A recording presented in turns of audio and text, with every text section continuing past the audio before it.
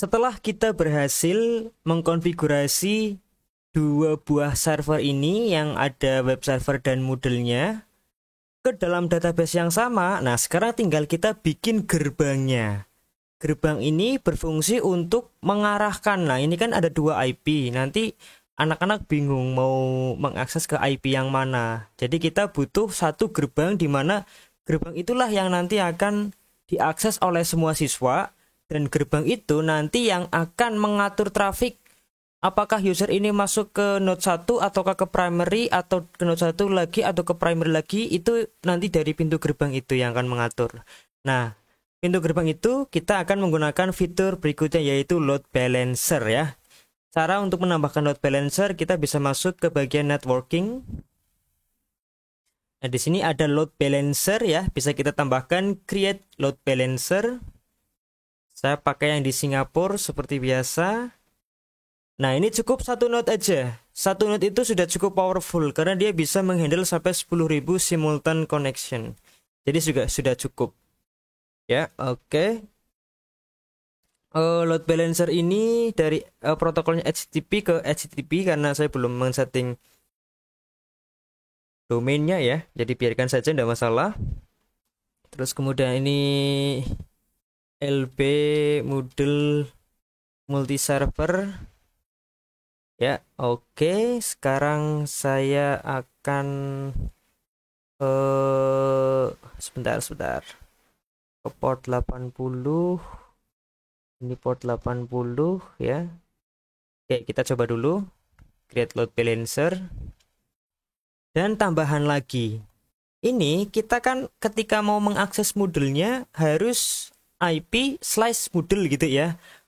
Tapi Pak, saya kepengen hanya IP saja. Ini kemudian dia langsung mengaksesnya ke Moodle. Kalau ini kan ketika kita hanya mengetikkan IP, dia akan mengakses ke Ubuntu Apache-nya.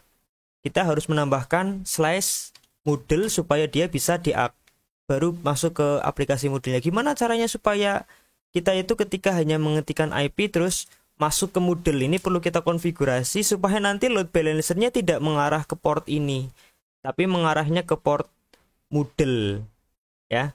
Caranya gimana? Coba kita akan cari dulu cara merubah data root Apache. Oke, baik. Caranya supaya ketika kita hanya mengetikkan alamat IP terus kemudian langsung terhubung ke dalam server Moodle kita tanpa perlu mengetikkan slice Moodle seperti ini, kita harus masuk ke dalam Apache-nya dulu ya. Di dalam server ini saya contohkan dulu. Saya akan setting dulu di yang primary, server primary, kemudian nanti di node 1 kita coba.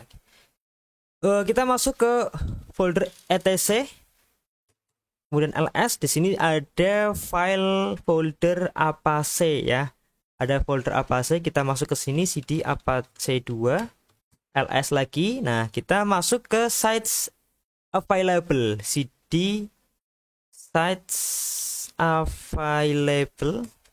Oke, nah sekarang kita edit yang ini, default conf v ya 000 strip default conf. Kita edit di sini.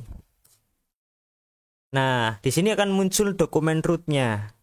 Nah, dokumen rootnya ini hanya sampai di HTML, makanya tadi kita harus mengetikkan slice Moodle dulu supaya masuk ke aplikasi Moodle kita.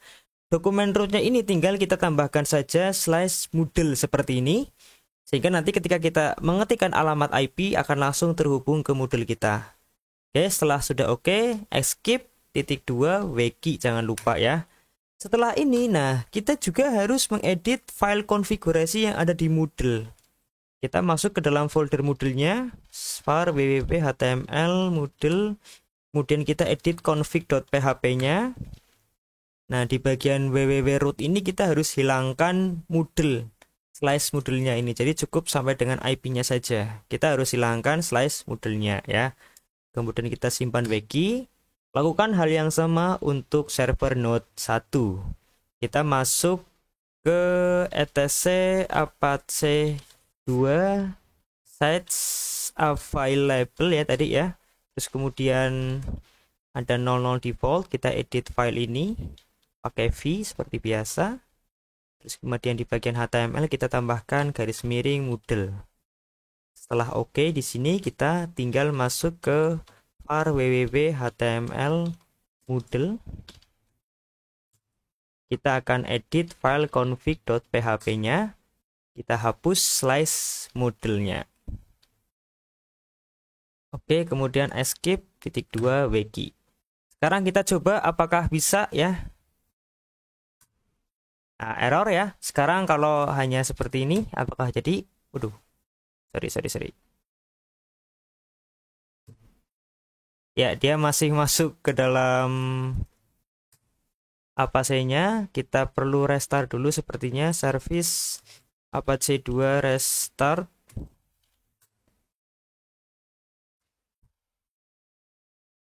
Kita restart dulu Apache-nya. Kemudian yang server 1 primary juga service Apache 2 restart. Apakah berhasil?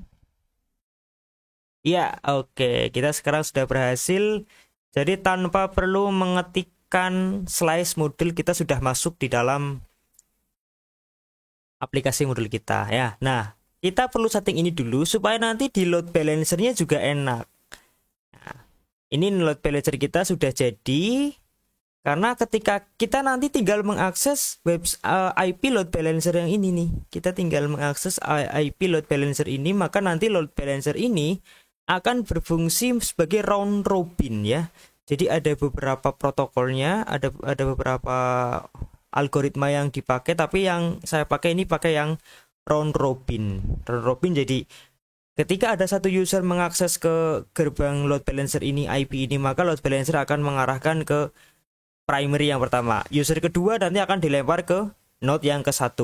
Ada user ketiga dilempar ke primary lagi. User keempat dilempar ke node ke-1 lagi. Jadi ada imbang gitu. Sehingga tidak ada penumpukan user di salah satu web server kita ya.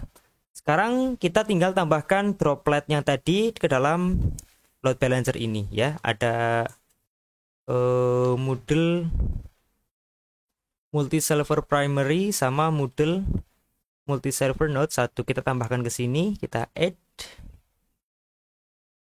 Oke, sudah berhasil kita add.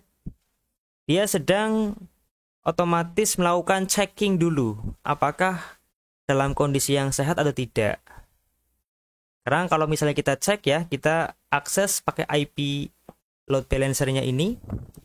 Misalnya saya langsungnya masukkan, ya dia akan langsung mengarahkan kita ke IP 188. Misalnya saya user kedua lagi, saya pakai beda browser 163 ya, ini adalah IP load balancer, maka ini akan diarahkan ke IP 159. Nah, jadi itulah kira-kira fungsi dari load balancer.